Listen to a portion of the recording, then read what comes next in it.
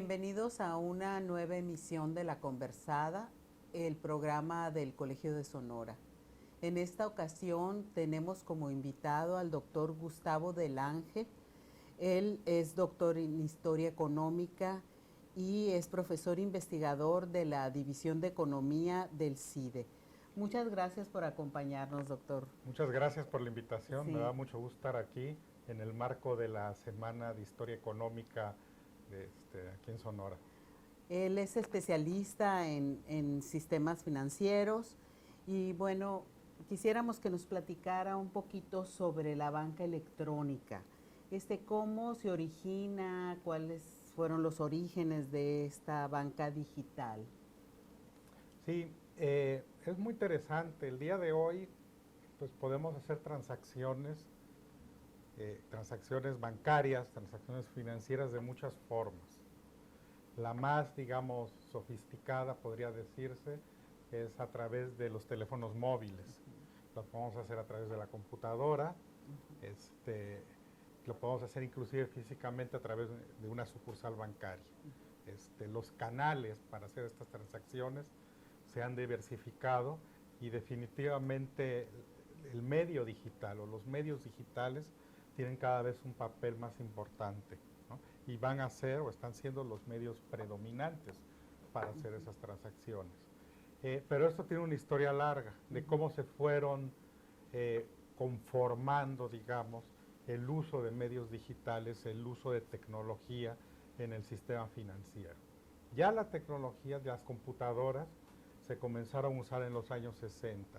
Principalmente, digamos, en el caso de México, en el año 65, se incorporan grandes computadoras a los bancos, a los dos principales bancos, los bancos mayores que había en esa época en México, que era Banco Nacional de México y Banco de Comercio, incorporan dos, digamos, computadoras gigantes, que en ese momento pues eran gigantescas, pero comparadas con las computadoras de hoy, pues la capacidad era relativamente limitada, era poca, pero ya les permitían comenzar a procesar muchas operaciones y las necesitaban por una razón, porque comenzaban a expandir la banca de menudeo. Entonces eso les aumentaba el número de las transacciones que se hacían, de todas las operaciones. Entonces ya necesitaban formas que no necesariamente eran manuales para hacer estas operaciones. Entonces, les comento, en el año 65 comienzan a usarse. En el caso, por ejemplo, de Banco Nacional de México hace un edificio especial para albergar estas computadoras. Recuerden esos años, pues no había internet, no había telefonía celular, muchas cosas se hacían manualmente. Y se perforaban tarjetas. Claro, estaban las computadoras de tarjeta perforada, algunas de estas eran de tarjetas perforadas, las usaban todavía. Y digo, era otro México, sí, ¿no? En ese entonces. Pero lo interesante es que son de las primeras empresas, o las primeras empresas más bien, que comienzan a usar grandes computadoras. En México estaba la UNAM, que tenía una computadora también grande para procesamiento de información, pero digamos en el sector privado los bancos fueron los primeros. ¿Qué sigue de esto, de esta incorporación de computadoras? Pues sigue que comienzan a ofrecer canales a los clientes, los cuales pues, las computadoras eran importantes en su uso. ¿Cuál fue este primer canal? Pues el primero fue la tarjeta de crédito. La primera tarjeta de crédito de México y América Latina salió en enero del 68, o sea, hace 51 años, más de 51 años. Era la tarjeta Bancomático. Primero fue la de Banco Nacional de México, después en el 69 Banco de Comercio saca la suya, que era la tarjeta de Banco de Comercio, y posteriormente, unos meses después, en ese mismo año 69, sale Carnet, que todavía existe esa marca de tarjeta. Y Carnet era un conglomerado de otros bancos que no eran tan grandes como estos dos bancos, eran bancos más pequeños. Los otros bancos que estaban en el sistema financiero mexicano se tienen que unir para poder tener un sistema, simplemente por escala, que les permitiera tener su propia tarjeta. Entonces ahí surge Carnet. Esto, pues, digamos, si bien eran pasos importantes, todavía no llegaba una población altamente masificada. Todavía eran clientes, pues, más o menos seleccionados, pero crece relativamente rápido. Curiosamente, México introduce la tarjeta de crédito, la tarjeta de crédito bancaria, mucho antes, bueno, no mucho antes, pero sí un par de años antes que España. Siguiendo el modelo de Bank of America en los Estados Unidos, que fue el pionero en la tarjeta de crédito bancaria. Otro avance que hay relación y que tiene que ver con la tarjeta y la incorporación de sistemas de cómputo en los bancos fue la introducción del cajero automático. Y la introducción del cajero automático en el caso de México es en el año 62. En el caso de los países 72, perdón. En el caso de los países desarrollados ya venía de los años 60 comenzando a introducir en países como al hacer introducción en países como Estados Unidos, Reino Unido, se comienza a expandir, digamos, esta máquina que permitía obtener dinero en efectivo con el uso. Pues primero eran como dispensadores de efectivo, que usaban unas tarjetas especiales, y luego ya se incorporó la tarjeta electrónica, la tarjeta de crédito, que electrónicamente permitía acceder a un sistema que te daba disposiciones de efectivo. Entonces, curiosamente, estos dos, digamos, instrumentos que son la tarjeta de crédito y el cajero, y que hoy son tan comunes en nuestra vida cotidiana, comienzan a introducirse tempranamente desde esa época. Se masifican después, se comienzan a bueno, ya digo, la idea era masiva, pero realmente cuando llegan a millones de la población es ya después años 80, años 90. Pero en esa época comienzan a crecer poco a poco. Pues ahora prácticamente todos los pagos casi a trabajadores se hacen pues vía tarjeta, ¿no? Sí, vía las cuentas de nómina, sí, así que es. Curiosamente crecen no hace mucho. No hace mucho. O sea, digamos, el auge reciente de todas las transacciones electrónicas o instrumentos de pago distintos del efectivo en México va a tener bueno, ese auge va a ser importante pues de los últimos 15 años para acá, ¿no? Eso no quiere decir que antes no hubiera crecido, estaba creciendo a ritmo importante, pero lo que se ha visto en los últimos 15 años ha sido en México y en otros países ha sido impresionante en términos de uso de tarjeta, transacciones electrónicas, y bueno, y últimamente banca móvil, banca a través de los teléfonos móviles o teléfonos inteligentes. Esto, curiosamente, no ha ido sustituyendo el uso de efectivo en el caso de México y en el caso de muchos países del mundo. ¿Por qué? Ha sustituido a cheques, por ejemplo. Eso sí, casi desaparecen prácticamente. Los cheques ya casi han desaparecido, sí. Sí. Pero antes se pagaba con cheque, por ejemplo, las nóminas, ahora pues es a través de una cuenta y se da a disposición a través de una tarjeta de débito. En parte hay dos razones.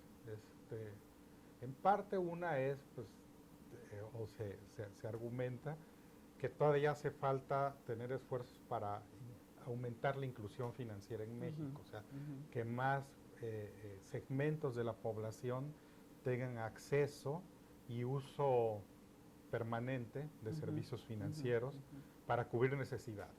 O sea, no solo que tengan un crédito para comprar algo o que se enganchen con algún tipo de préstamo, sino que tengan un acceso pleno, por ejemplo, a cuentas de ahorro, a algún tipo de seguro, al sistema de pensiones, de Afores, un acceso pleno al sistema financiero, pero para cubrir necesidades reales, ¿no? Y si es un crédito, pues que sea un crédito para cubrir necesidades reales. A eso se le llama inclusión financiera. Y en eso todavía, aunque México pues ha ido dando pasos importantes, es un país donde todavía hace falta esa inclusión financiera. Y también la alfabetización digital, ¿no? Efectivamente, aunque tenemos todavía, digamos, los teléfonos, por ejemplo, móviles, están en prácticamente la mayor parte de la población, en manos de la mayor parte de la población, sí falta un proceso de alfabetización digital, de conocimiento. Que esto va a ser importante por lo siguiente. No solamente la inclusión financiera, sino también esa relación con el mundo digital, pues es dependiente, pues, de la confianza que se tenga en el instrumento, ¿no? Entonces, cuando estamos hablando, digamos, de servicios financieros digitales, pues sí es muy importante la confianza que se tenga en precisamente los servicios a través de estos medios. Entonces, ¿qué es lo que pasa? Si el usuario de estos servicios tiene que tener, el servicio no solamente tiene que llegar a él y ser relevante para el usuario, sino el servicio también tiene que generarle confianza al usuario. Y hay falta de confianza. Y hay falta de confianza, no solamente por la alfabetización digital, sino también los oferentes tienen que darle confianza al usuario. O sea, por ejemplo, estamos hablando de nuestro dinero, ¿no? Entonces, si hay algún problema, ya sea en banca móvil o en banca electrónica, el usuario tiene que estar consciente que hay alguien a cargo de su dinero. Y eso muchas veces no pasa, ¿no? ¿Qué pasa? Pues tiene que hablar, tiene que ir a sucursal, nunca sabe bien dónde se quedó la bolita porque sucursal te dice que hable por teléfono a la línea del banco, en la línea del banco, en la línea telefónica te dicen que tienes que ir a sucursal, nunca sabes bien, los procesos todavía no están completamente, yo creo que están haciendo muchas mejoras, pero aún así todavía les falta por lograrse ganar la confianza de los usuarios plena. Y luego lo que ha pasado, doctora, ahora en estos últimos días, las caídas de los sistemas en los bancos, ¿no? ¿Por qué ha sucedido o qué provoca en relación a este desarrollo de la banca digital? Sí, sí, efectivamente, ahí tienes dos problemas. Uno es la cuestión de que en qué medida puede haber fallas que te afecten como usuario o que te generen riesgos como usuario, ¿no? A lo mejor te pueden interrumpir el servicio, pero sabes que tu dinero está seguro. El problema viene es cuando ya hay ciertos riesgos en los cuales pueden afectar al usuario. Y uno ahí es precisamente los riesgos derivados de la seguridad o de la ciberseguridad, que puede haber hackeos. Estos riesgos, en la medida que pase el tiempo, van a ser cada vez más importantes. Sí, sí, porque bueno, hemos conocido casos en que ha sucedido que se vacían las cuentas, ¿no? Y entonces esto pues provoca desconfianza, ¿no? Claro, genera desconfianza y además afecta al usuario. Entonces, en la medida que logres generar confianza, sobre todo de parte de los oferentes, pues del sistema financiero, va a ser generar confianza al usuario y generar relevancia de los productos. O sea, esto es importante, estos productos, estos servicios los necesito y además puedo confiar en ellos, pues van a ser muy importantes para que poco a poco te vayas introduciendo al mundo digital. Es una situación, digamos, que va a tomar muchos recursos, mucho trabajo, y es un trabajo cooperativo tanto del gobierno, o sea, que ponga las regulaciones adecuadas, que no ponga regulaciones excesivas, pero que protejan al usuario, y también de los oferentes, de los bancos, las instituciones financieras, que, bueno, pues tienen que pensar en su rentabilidad, pero también pensar en cómo logran que el usuario esté más confiado, esté más seguro también, y también del usuario en el sentido de ir pues poco a poco logrando una alfabetización digital, una alfabetización financiera que le permita hacer mejor uso de estos productos. Pues mira, el tema es interesantísimo y interminable, pero bueno. Es interminable, hay mucha investigación,